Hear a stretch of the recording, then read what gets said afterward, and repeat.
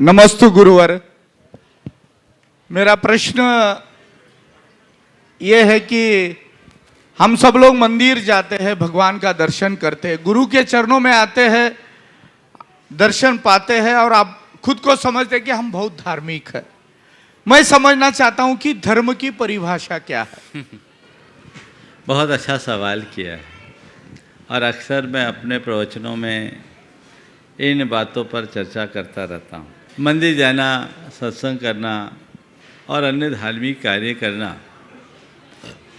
धर्म का बाहरी अंग है। इसे हम धर्माचरण कह सकते हैं, धर्म नहीं। धर्म तो इनका फल है। हमारे अंदर की भाव विशुद्धि, हमारे हृदय की पवित्रता, हमारे आचार और व्यवहार की निर्मलता ही सच्चा धर्म है। मैं बहुत लोगों को कहता हूँ, आज सुबह भी मैंने कहा कि तुम धर्म कर सको बहुत अच्छी बात है, पर अधर्म न करो ये और बड़ा धर्म है। अधर्म से बचो। अगर हम अधर्म से बचने में समर्थ हो गए तो तय मानकर चलना हमने बहुत कुछ कर लिया।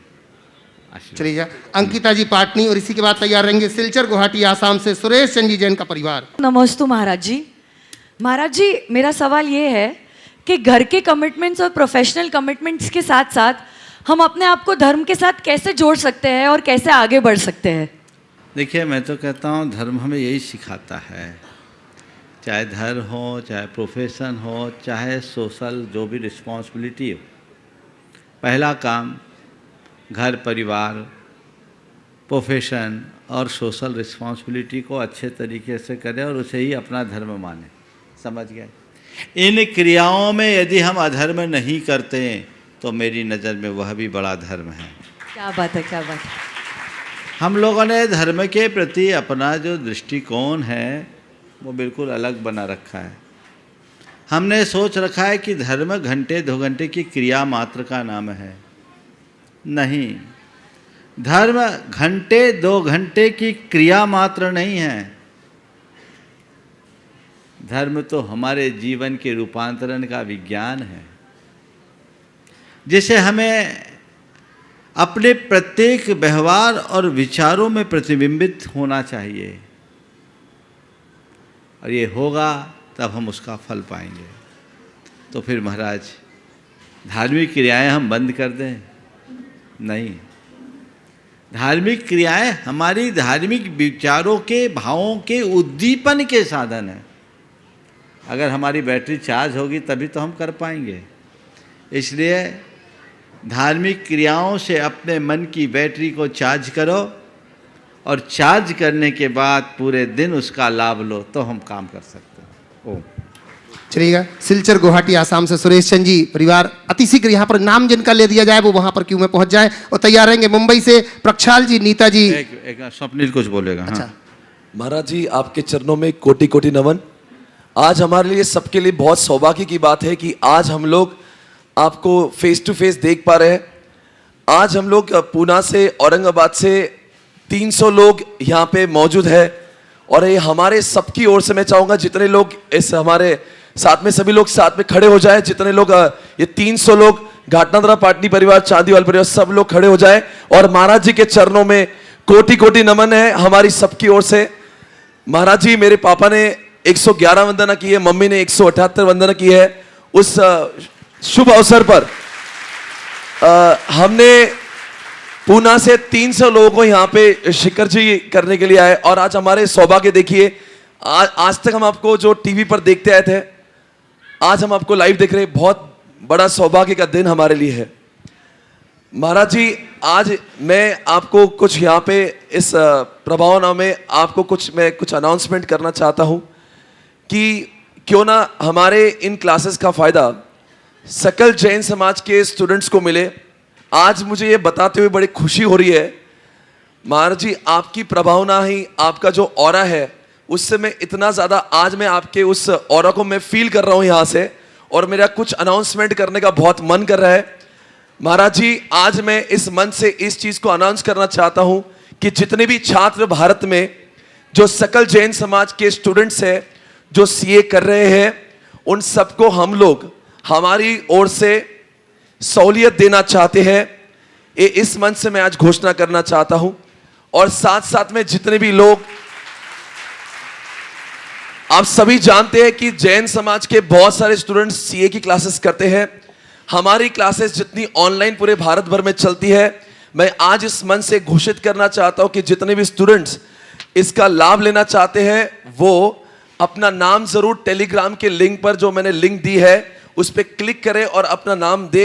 और साथ साथ में हम लोग यहाँ पे ये भी घोषित करना चाहते हैं, अनाउंस करना चाहते हैं, महाराज जी आप हमें आशीर्वाद दे कि जितने भी फिजिकली चैलेंज लोग हैं और जो फाइनेंशियली चैलेंज लोग हैं, हम उनको और भी अधिकतर सहूलियत देना चाहते हैं। बहुत सुंदर, बहुत बढ़िया, बहुत अच्छी बात। जितने भी लोग इसका लाभ लेना चाहते हैं, हमारे इंस्टाग्राम पर भी बायो लिंक रहेगा, उसको क्लिक करें, हम आप तक जरूर पहुंचेंगे। बहुत सुंदर। नमस्ते महाराज, नमस्ते नमस्ते। चलिए, सिलचर गुवाहाटी से सुरेश चंद जी का परिवार और तैयार रहेंगे मुंबई से प्रक्षाल जी, नीता जी, दिलीप जी, घेवारे परिवार यहाँ पर तैयार रहेंगे। महाराज श्री के चरणों में मेरा बारंबार नमोस्तु नमोस्तु नमोस्तु। महाराज श्री, मेरा प्रश्न ये है कि मुझे अनुव्रत लेने की भावना है, लेकिन ग्रस्त जीवन में रहते हुए क्या हम सही तरीके से पालन कर सकते हैं क्या? क्योंकि हमें ग्रस्त में रहते हुए कीटनाशक दवाइयाँ आदि प्रयोग करनी पड़ती है और ग्रस्त के कार्यों में भी हिंसा होती रहती है। अनुव्रत का सही ढंग से पालन हो, इसके लिए क्या उपाय है? कृपया मार्गदर्शन दीजिए। देखिए, आपने अनुव्रत लेने की भावना व्यक्त की। अनुव्रत लेना तो गृहस्थों का ही काम है, गृहस्थों के लिए अनुव्रत है, मुनियों के लिए नहीं। इसलिए अनुव्रत आप ले सकते हैं और बहुत लोग, आज तो हजारों की संख्या में लोग अनुव्रतों का पालन कर रहे हैं।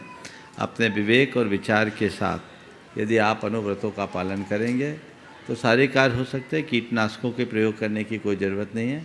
आजकल सब चीज़ों के विकल्प उपलब्ध हैं और घर परिवार में ऐसी व्यवस्था करें कि इनकी आवश्यकता ही न पड़े। शुद्धता और सावधानी के साथ यत्नाचार क्रिया पूर्वक आप अगर क्रिया करेंगे तभी अपने व्रतों का अनुपालन कर सकें। नमोस्तु महाराज। आइएगा। हाँ, मुंबई से प्रक्षाल जी, नीता जी, शांति जी, इन्होंने आज पहली शांति धारा भी की थी। बंधुओं, ये घेवारे परिवार है, ये प्रश्न करें। उसके साथ साथ मैं निवेदन करता हूँ, हमारे बीच में गुणायतन ट्रस्टी भी हैं, इनका अभिनंदन करने के लिए सुनील जी पहुंच रहे हैं, सीएफओ, और उसी के साथ साथ ये प्रश्न भी करेंगे। एक बार जोरदार ताली बजा करके, इन्होंने स्वयं ट्रस्टी नहीं बने, अपने परिवारजनों को भी ये ट्रस्टी बनाने के लिए प्रेरित कर रहे हैं। एक बार पुनः ताली बजा करके अभिनंदन, और अभिनंदन करने के लिए पहुंच रहे हैं सुनील जी। तब तक प्रश्न कर रहे हैं आप। गुरुवर के चरणों में त्रिवार वंदन, त्रिवार नमस्तु। गुरुदेव, हम निर्वाण कांड पढ़ते हैं, उसमें पावापुरी का उल्लेख आता है, पावागढ़ का उल्लेख आता है। ये दोनों तो हमने दर्शन किए हैं, लेकिन पावागिरी का उल्लेख है वो कहीं नहीं मिला, और दूसरा कुंडलपुर का उल्लेख नहीं आता है। इसके बारे में थोड़ी जिज्ञासा चाहता हूं। निर्वाण कांड में पावागिरी और कुंडलपुर का उल्लेख नहीं आता, पर कुंडलपुर का तो तिलोपनत्ति में उल्लेख है। भले निर्वाण कांड में नहीं आता, कैसे छूट गया है सोचना हम सबको है। पावा नगरोद्याने आता है, पावापुरी शब्द का भी प्रयोग आता है। पावागिरी शब्द का प्रयोग कुछ अन्य ग्रंथांतरों में है, और वर्तमान में ऊन पवा को पावागिरी के रूप में जाना जाता है। और आपका एक पावागिरी के रूप में झांसी के पास सिद्ध क्षेत्र के रूप में जाना जाता है पावागिरी, उसको वैसा समझना। नमस्ते नमस्ते। अभिनंदन हो रहा है, और इसी के साथ तैयार रहेंगे कैलाश चंद जी, मंजुलता जी, नावा सिटी निवासी, दीमापुर प्रवासी, आए और अपना प्रश्न रख रहे हैं। और इन्हीं के बाद तैयार रहेंगे सुरेश चंद जी, राजुल जी, सिलचर गुवाहाटी आसाम से। गुरुवर के चरणों में त्रिकाल नमोस्तु नमोस्तु नमोस्तु नमोस्तु। गुरुवर, ग्रस्त जीवन में हम ऐसा क्या पुरुषार्थ करें कि हमारा वर्तमान समय तो धर्ममय हो और भविष्य एवं अंतिम समय भी धर्ममय हो जाए, हम धर्म मार्ग में अडिग रह सकें एवं हमारे परिणामों में कोई रुकावट नहीं आए। कृपया हमारा शंका समाधान देखिए, जीवन के अंतिम समय तक धर्म मार्ग में लगे रहने का अभाव आपने व्यक्त किया है, और उसका सीधा सा तरीका है कि आप नित्य धर्म की भावना भाएं और जितना बने स्वयं को संकल्पित करते हुए उसमें जोड़े रखें। अंतिम समय तक आप अगर धर्म मार्ग से जुड़े रहना चाहते हैं तो मैं आपको केंद्र बनाकर आप जैसे उम्र के पड़ाव तक पहुँचे लोगों से कहूँगा, अब धंधे से मुख मोड़ो, अब व्यापार को छोड़ो, धर्म ध्यान में ज़्यादा ध्यान दो। मैंने अनेक बार कहा, बचपन ज्ञानार्जन में, जवानी धनार्जन में, तो बुढ़ापे को पुण्यार्जन में लगाने का प्रयत्न करो। उम्र के इस पड़ाव में आने वाले लोगों को अपने व्यापारिक और पारिवारिक दायित्वों को धीरे धीरे कम करना चाहिए और स्वयं के प्रति अपने दायित्व के निर्वहन का पालन करने का प्रयास करना चाहिए। समझ गए? उधर आप लगोगे तो आपका काम होगा। हाँ, सुरेश चंद जी राजोल जी सिलचर गुवाहाटी से, और इसी के बाद निवेदन करूंगा हमारे बीच में शिरोमणि संरक्षक पारस जी बेंगलोर से यहाँ पर है, वो आएंगे और इनका अभिनंदन भी। गुरुवर के चरणों में त्रिवार नमोस्तु नमोस्तु नमोस्तु। गुरुवर, आपने सुबह बताया था कि इससे पहले हमारे जीवन का आखिरी दिन आए, हमें अपने जीवन की तैयारी कर लेनी चाहिए। तो अब हम लोग जोड़ घटा गुणा भाग के बारे में आपने बताया था, इसका थोड़ा संक्षेप में बताइए। अरे पूरा तो प्रवचन कर दिया, आप संक्षेप में करूँगा तो बाकी लोग उल्टा जोड़ घटाव लगाने लगेंगे। समझ गए? सुबह मैंने काफ़ी विस्तार से बात की है, बस आप उसी के सार को समझने की कोशिश कीजिए और अपने जीवन की दिशा सुनिश्चित कीजिए। चलिए, शिरोमणि संरक्षक पारस जी बेंगलोर से, और इसी के बाद निवेदन करूंगा हमारे बीच में चंद्रशेखर जी विदिशा से हमारे बीच में आ चुके बंधुओं। संपूर्ण गुणायतन का जो निर्माण हो रहा है, जिनके निर्देशन में हो रहा है, वो यहाँ पर उपस्थित हैं, वो आएंगे। महाराज साहब के चरणों में नमोस्तु नमोस्तु नमोस्तु। महाराज साहब, हमारे पास में शब्द तो नहीं है कुछ कहने के लिए, लेकिन जैसे आपका ऑरा है और हम उससे इतने प्रभावित हैं। हम बेसिकली मंदिर मार्गी श्वेतांबर हैं और मंडार निवासी हैं, बेंगलोर में स्थित हैं अभी व्यावसायिक हिसाब से।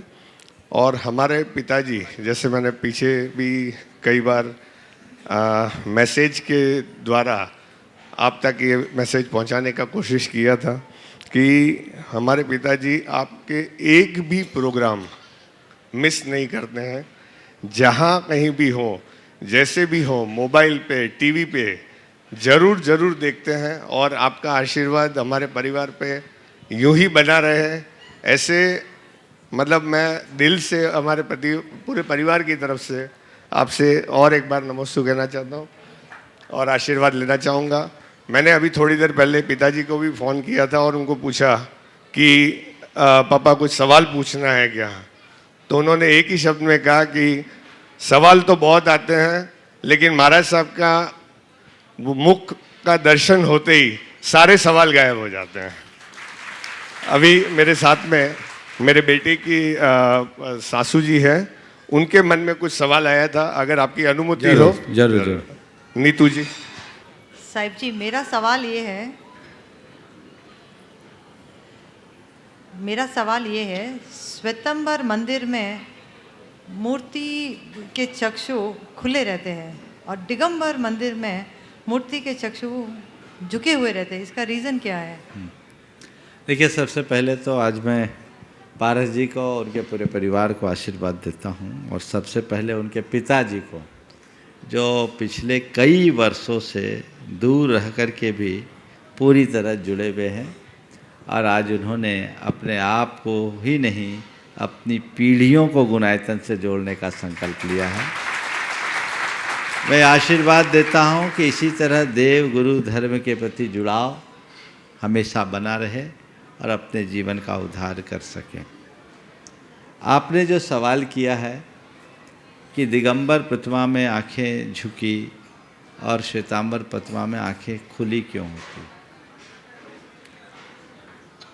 दिगंबर प्रतिमा बीतराग प्रतिमा कहलाती है, और हम बीतराग अवस्था में जब भगवान की वंदना करते हैं तो भगवान की दृष्टि नासा दृष्टि रखते हैं। नासा दृष्टि भगवान की बीत रागता का द्योतक है। न किसी से राग न किसी से द्वेष, आत्मस्थ, ये ध्यान मुद्रा है। श्वेतांबर प्रतिमा में जो वर्तमान रूप है, उस रूप में आंखें ही नहीं खुली होती, आभूषण भी जड़े होते हैं, मुकुट भी होते हैं, हार भी होते हैं ना। तो ये सब चीज़ें हैं, ये अलग अलग मान्यताओं के अनुरूप बनाई गई। तो ये अब मैं इसकी समीक्षा नहीं करूँगा, लेकिन ये जो मौलिक अंतर है वो यही अंतर है। दिगंबर प्रतिमा बीत राग प्रतिमा है जो ध्यान मुद्रा। बहुत बहुत धन्यवाद। हाँ, हमारे बीच में है संपूर्ण गुणायतन का कार्य जिनके निर्देशन में चल रहा है, और इसी के बाद तैयार रहेंगे विवेक जी सिंगापुर से। महाराज श्री के चरणों में मेरे और मेरे परिवार की तरफ से बारंबार नमोस्तु नमोस्तु नमोस्तु। महाराज श्री, वर्तमान समय में दुख का मूल कारण पूर्व जन्म के कर्म हैं या वर्तमान में परिवार के प्रति अत्यधिक मोह? बहुत अच्छा सवाल किया है, और इस दृष्टि से बहुत कम लोग विचार करते हैं। सच्चे अर्थों में देखा जाए तो कर्म हमारे दुख का कारण है ही नहीं। कर्म हमारे कष्ट का कारण हो सकता है। कर्म कभी दुख नहीं देता, कर्म कष्ट देता है। दुख देता हमारा अज्ञान या मोह प्रेरित मन। मैं आपसे एक सवाल करता हूं। पारसनाथ भगवान के ऊपर 7 दिन तक उपसर्ग हुआ। यह उपसर्ग किसने कराया? बोलो। कमठ ने। तो कमठ तो निमित्त बना, कराया किसने? उनके कर्मोदय ने। पर मैं आपसे पूछता हूं, पारसनाथ भगवान के ऊपर इतना भयानक उपसर्ग था, वे दुखी थे? नहीं। तो बोलो, क्या कर्म ने उनको दुखी किया? गज कुमार मुनिराज के शीश पर जलती हुई सिगड़ी रख दी गई। ये किसने रखवाई? कर्म ने। दुखी किसने किया? क्या वो दुखी थे? ध्यान रखो, कर्म तुम्हें बीमार कर सकता है, पर कर्म तुम्हें विचलित नहीं कर सकता।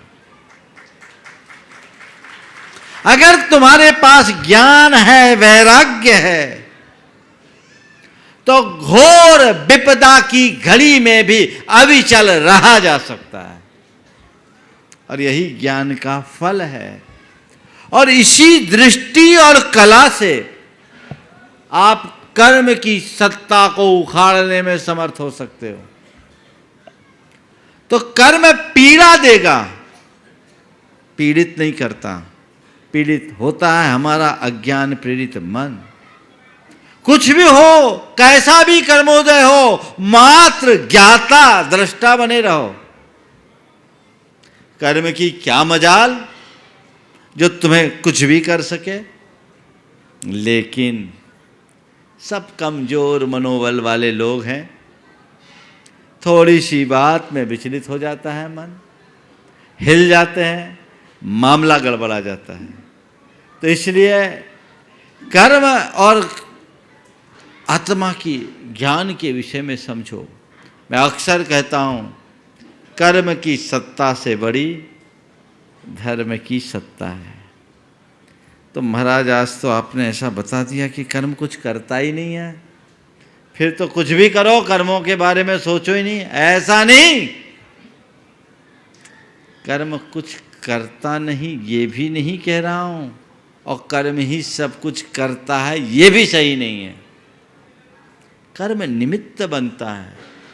हमारे अंदर के मोह मूलक परिणामों को जगाने में भी कर्म निमित्त बनता है।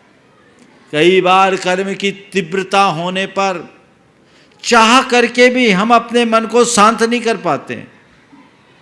परसों ही एक बहन जी आई थी, 3-4 दिन पहले। उनने अपने पति को खोया अल्प उम्र में पति का वियोग हो गया। वो बहुत तत्वज्ञ महिला थी, लेकिन इतना रोए, इतना रोए, इतना रोए।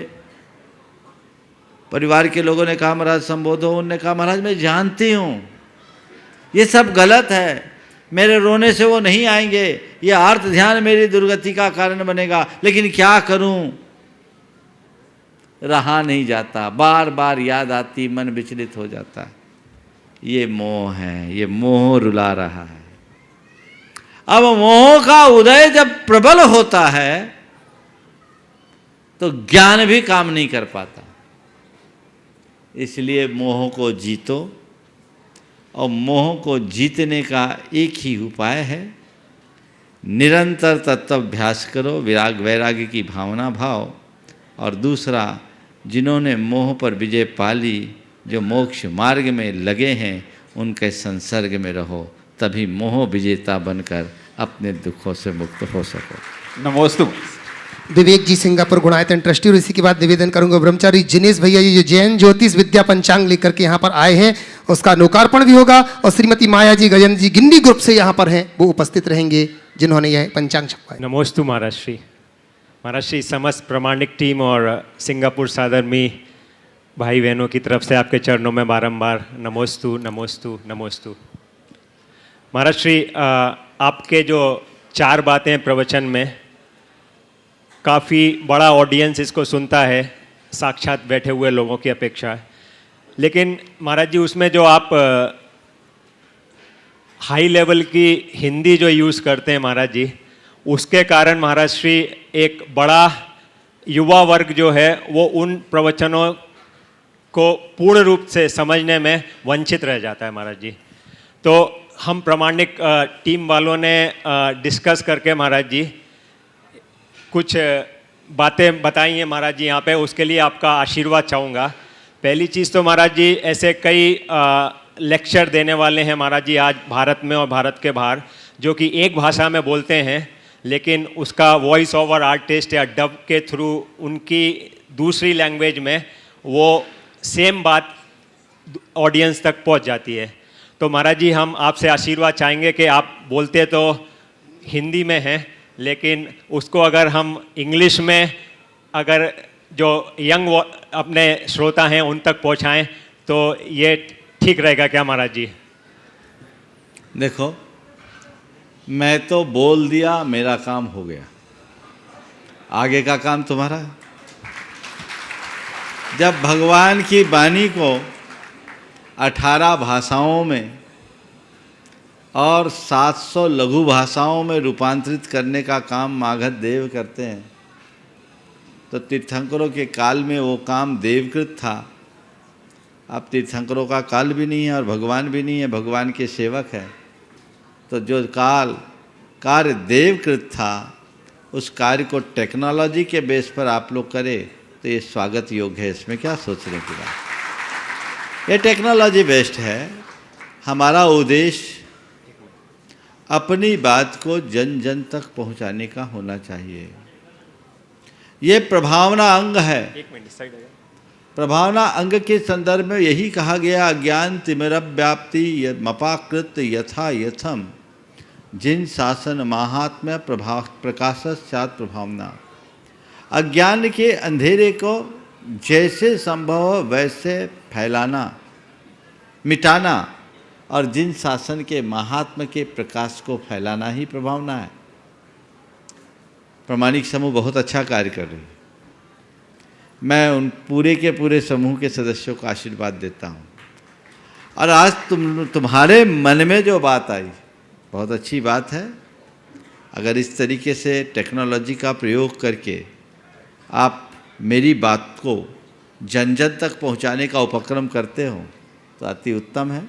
रहा सवाल अंग्रेजी में, मैं भी बोल सकता हूँ, पर मुझे जितनी सुगमता हिंदी में लगती है और हिंदी में मेरा जैसे भाव जुड़ता है, उसमें मैं नहीं बोलता, मेरे प्राण बोलते हैं। अगर मैं अंग्रेजी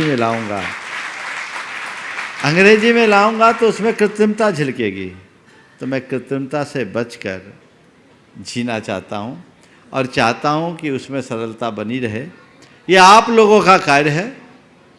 जो लोग इस कार्य में आगे आते हैं मैं इसके लिए प्रामाणिक समूह को अधिकृत करता हूँ, आशीर्वाद भी देता हूँ। योग्य व्यक्तियों के माध्यम से मौलिकता को सुरक्षित रखते हुए यदि इस तरह की प्रभावना करे तो अच्छी बात। महाराज श्री नमोस्तु। चूँकि आपने आशीर्वाद दे दिया है तो महाराज जी मैं समस्त ऑनलाइन श्रोता और जो समस्त श्रोता साक्षात में भी बैठे हुए हैं उनसे आह्वान करना चाहूँगा कि वेबसाइट है munipramansagar.net। इसमें आप जाएंगे तो एक वॉलंटियर करके ऑप्शंस है।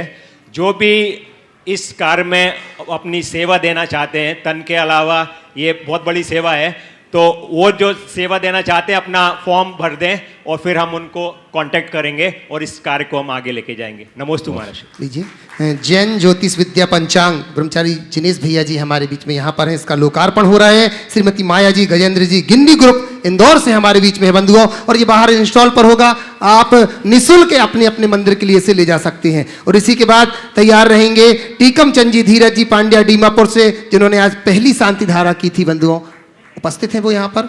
नहीं है। तो मैं निवेदन करूंगा सिंघई राकेश कुमार जी सराफ, जो कि जैन समाज अध्यक्ष बीना से हमारे बीच में है। महाराज श्री नभोस्तु नभोस्तु नभोस्तु। महाराज श्री मेरी ओर से, मेरे परिवार की ओर से, सकल दिगंबर जैन समाज बीना की ओर से नभोस्तु महाराज जी। महाराज जी एक मेरी छोटी सी शंका थी।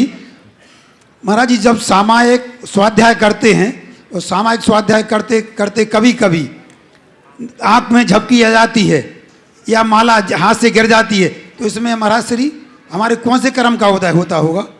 कृपया शंका का समाधान। सामायिक करते करते हाथ में आंखों में झपकी या माला गिर जाना कौन से कर्म का उदय होगा? हम कहेंगे प्रमाद का लक्षण है। समझ गए? और प्रमाद हमारे जीवन की एक बड़ी दुर्बलता, हमें इसे दूर करना चाहिए। नभोस्तु महाराज जी, नभोस्तु। चलिए। दीपिका अंशु जैन छिंदवाड़ा से, और इसी के बाद तैयार रहेंगे विनीत जी पाटनी। नमोस्तु महाराज जी। महाराज जी आज गुनायतन मंदिर का दर्शन करने, मतलब अभी जो चल रहा है निर्माण, उसको देखने का सौभाग्य प्राप्त हुआ। महाराज जी बहुत ही अभूतपूर्व रचना हो रही है, और इसको देखते ही महाराज जी एक विचार आया। आपको देख करके हम आपको मैनेजमेंट गुरु, अच्छे ओरेटर, अच्छे स्कॉलर, अच्छे थिंकर तो मानते ही थे महाराज जी। आर्किटेक्ट भी हैं, डिज़ाइनर भी हैं आप महाराज जी। तो हमें ये लग रहा है महाराज जी, ये जो क्रिएटिविटी आती है, जो रचनात्मकता आती है महाराज जी, ये हम भी अपने व्यवसायों में या उनमें रचनात्मकता को कैसे डेवलप करें महाराज जी, और कैसे उसको आगे लेके जाएं महाराज जी? बहुत अच्छा सवाल आपने किया है। अपने जीवन में क्रिएटिविटी कैसे लाए? देखिए, रचनात्मकता हर मनुष्य का एक स्वाभाविक गुण है, बशर्ते वह अपनी सोच को वैसी बनाए और चेतना को विखंडित होने से बचाए। प्राय लोगों का चित्त बटा हुआ रहता है, और चित्त के बटे रहने से हम कुछ नहीं कर पाते। हम अपने चित्त को अपने लक्ष्य के साथ जोड़ें, सकारात्मक सोचें, सतत अध्यवसायी यानी लगनशील बने, और जिज्ञासु वृत्ति रखें। ये आपके जीवन को हर क्षेत्र में आगे बढ़ाएगा। मुझसे लोगों ने बोला, महाराज जी, अभी पूर्व मुख्यमंत्री आए थे, उन्होंने भी कहा कि लगता है महाराज वैज्ञानिक है कि संत है, हमें पता ही नहीं। एक ने मुझसे कहा, महाराज जी आपने टेक्नोलॉजी, आपकी क्वालिफिकेशन क्या है? मैंने कहा मैं तो अभी भी पढ़ रहा हूँ। महाराज जी क्या आपने कोई टेक्नोलॉजी पढ़ी है? मैंने कहा भैया किसी इंजीनियरिंग कॉलेज में दाखिल होकर के ही टेक्नोलॉजी नहीं पढ़ी जा सकती। जितने लोग दुनिया में जी रहे हैं उन्हें देख करके भी बहुत सारी टेक्नोलॉजी सीखी जा सकती है। अगर मनुष्य के हृदय में जिज्ञासु वृत्ति है तो एक नन्हे से बच्चे से भी बहुत कुछ सीख सकता है। मेरी ये प्रवृत्ति रही कि मेरी डेस्क पर जो भी पुस्तकें आई मैंने उसे पलटा ही नहीं, उसका पूरा जिस्ट अपने हृदय में अंकित करने का प्रयास किया। ये मेरे जीवन के प्रारंभिक दौर में लगभग 20 वर्ष सतत चला। आज वो मेरे काम में आ रहा है। अभी भी मेरे संपर्क में किसी भी क्षेत्र के व्यक्ति आते हैं, मैं उनसे बात करता हूँ तो उनके क्षेत्र की बात को जान करके बहुत सारे निष्कर्ष निकालता हूँ। तो बहुत सारी चीज़ें ऐसी हैं जो अपने आप साकार होती है। और मेरी एक प्रवृत्ति है खोजने की और संभावनाओं को टटोलने की, तलाशने की। यहाँ जो कुछ हो रहा है, जिस टेक्नोलॉजी के साथ मैं तो बिल्कुल नहीं जानता था, लेकिन जब मैं समूह शरण का ध्यान करता था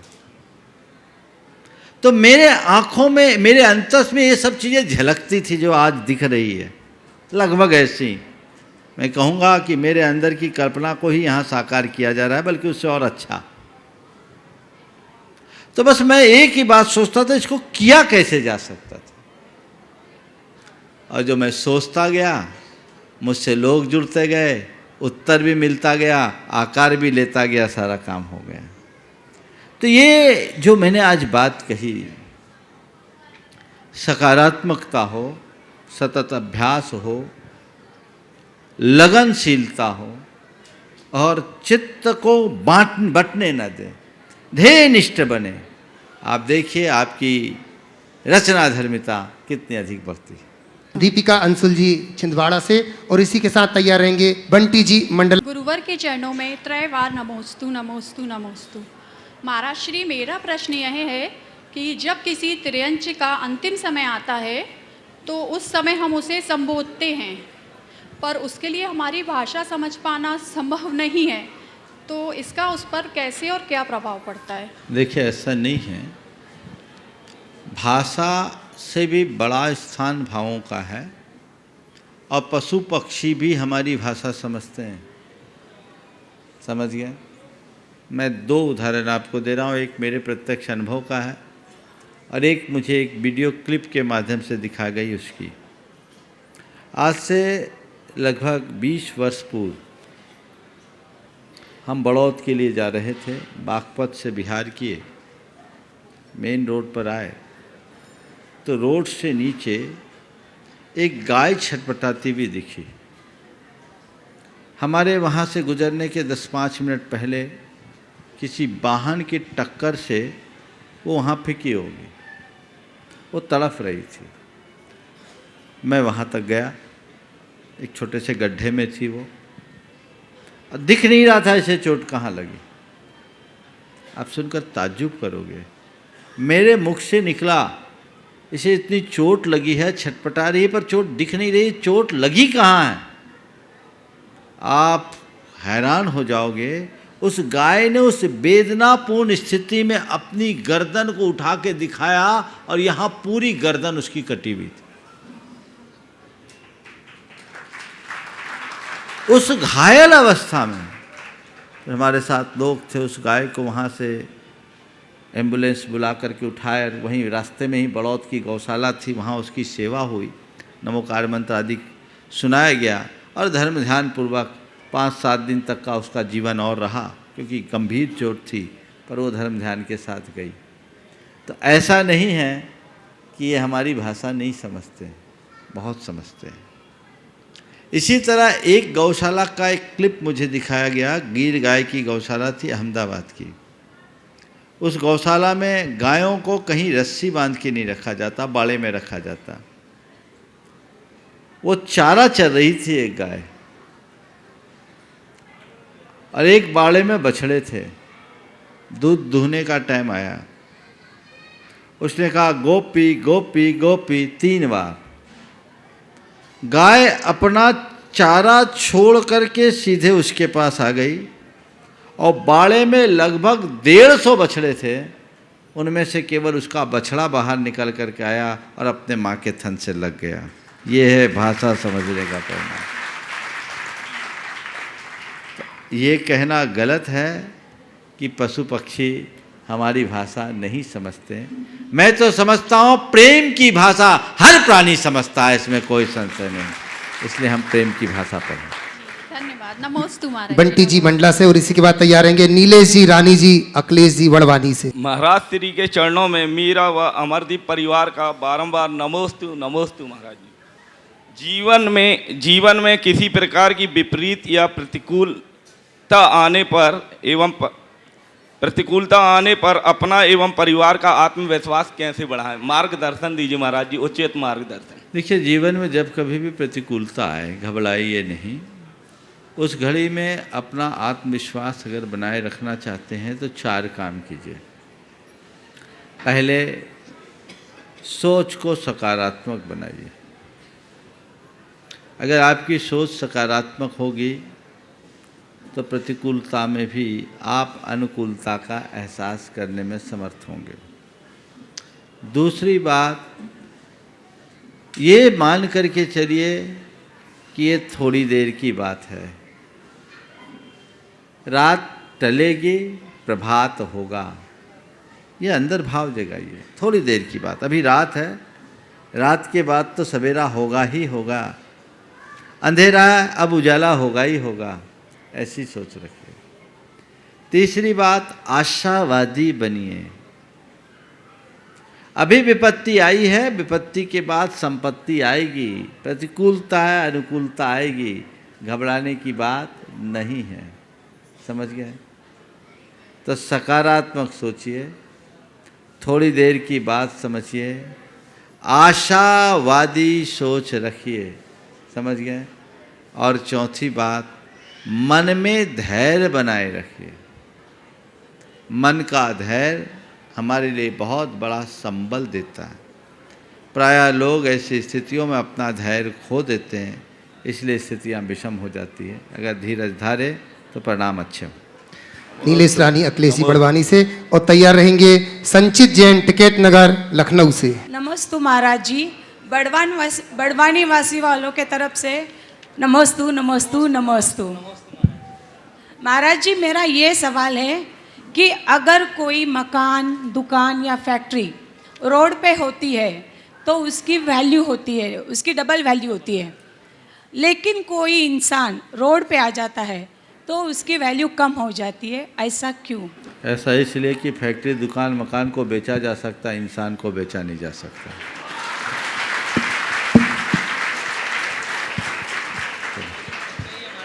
हो गया ना?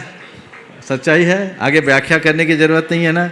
इस सूत्रात्मक उत्तर के लिए एक ताली बजा दो। चलिए आगे। संचित जैन, टिकैत नगर, लखनऊ से, और तैयार रहेंगे नेमी चंद जी फरीदाबाद से, ट्रस्टी गुणायतन। महाराज श्री के चरणों में त्रय बार नमोस्तु नमोस्तु नमोस्तु। पूरी टिकैत नगर जैन समाज और लखनऊ जैन समाज की तरफ से आपको त्रय बार नमोस्तु। महाराज जी, सुख में होकर मग्न न फूलें, दुख में कभी न घबरावें। ये पंक्तियाँ सुनने में तो अच्छी लगती हैं महाराज श्री, पर वास्तव में ये संभव नहीं हो पाता है। तो हम ऐसा क्या करें कि सुख में मग्न होकर हम इतना न फूल जाएं कि और बातों का हमें ध्यान न रहे, और दुख में हम इतना न घबरा जाएं कि परिस्थितियों का सामना न कर सकें, उसका मार्गदर्शन। देखिए, ये बातें कठिन लगती है पर असंभव नहीं है, संभव है। और धर्म वही है जो कठिन लगे पर सरल बना दे। समझ गए? हम इन पंक्तियों को बार बार दोहराएं, बार बार घुने, और इन पंक्तियों को नहीं कर सकते तो केवल इतनी बात, मुझे सहज रहना है, मुझे शांत रहना है, तो हमारी सारी स्थितियां ठीक हो सकती है। चलिए। नेमी चंद जी फरीदाबाद, और इसी के बाद तैयार रहेंगे सहपुरा गौ सेवक धाम से सभी साथी, और फिर अंशुल जैन गड़ाकोटा। हो गया, खत्म। नमस्तु भगवान, मेरा और मेरे परिवार की तरफ से नमस्तु। महाराज जी, मेरा प्रश्न है कि जप, तप और मौन साधना में क्या अंतर है? क्या जप, तप और मौन साधना करने में शरीर की शारीरिक स्थिति यानी केमिस्ट्री बदलती है क्या? अगर बदलती है तो कैसे, और क्या इनसे कर्मों की निर्जरा हो जाती है? जैसे हमारा केमिस्ट्री में बॉन्ड ब्रेक होता है वैसे हो जाता है? जप, तप और मौन से निश्चित हमारे कर्मों की निर्जरा होती है। और कर्मों की निर्जरा क्यों होती है? तो इसकी एक अपनी केमिस्ट्री है। चूँकि आप केमिस्ट्री के स्टूडेंट हो, केमिस्ट्री के ज्ञाता हो, तो मैं आज आपको केमिस्ट्री सुना देता हूँ। मैं इसीलिए आपसे पूछ रहा हूँ। जब हम जप करते हैं तो जप के उच्चारण से हमारे भावों में एक अलग प्रकार की विशुद्धि आती है और ध्वनि की तरंगें उत्पन्न होती है। वैज्ञानिकों ने ये बात सिद्ध कर दी कि इससे हमारे शरीर के अंतःस्रावी ग्रंथियों के स्राव में बदलाव आता है। जब हमारी अंतःस्रावी ग्रंथियाँ बदलती है तो फिर अच्छे रसायनों का स्राव होता है, तो शरीर का रसायन बदलता है। शरीर का रसायन बदलता है तो हमारे कर्मों और आत्मा का जो संबंध है वो भी रासायनिक संबंध है। उससे कर्मों की केमिस्ट्री चेंज हो जाती है और कर्मों की केमिस्ट्री के चेंज होने से जो कर्मों का कंपोजिशन है वो ढीला पड़ जाता है और वही कंपाउंड झड़ जाता है जिसे हम कर्म की निर्जरा बोल देते हैं। यही पूरा का पूरा सिस्टम, ये पूरी वैज्ञानिक प्रक्रिया है। बिल्कुल हमारे हृदय की विशुद्धि से कर्म झड़ते हैं, इसमें कोई संशय नहीं। मेरा यही आशा था पूछने का। मैं समझ गया, आप मेरी बात सुन लीजिए। हाँ जी, हाँ जी। विशुद्धि, भाव शुद्धि से बहुत कुछ बदलाव आता है। सब जानते हैं कि हमारे भावों से हमारे शरीर के अंतःस्रावी ग्रंथियों का कितना गहरा नाता है। तो ये चीज़ें एक दूसरे के साथ जुड़ करके सब कुछ आगे बढ़ाती हैं। इस प्रकार आज के सत्र को समय आप सबका हो गया, यहीं पर विराम। बोलिए परम पूज आचार्य गुरुवर श्री विद्यासागर जी महाराज।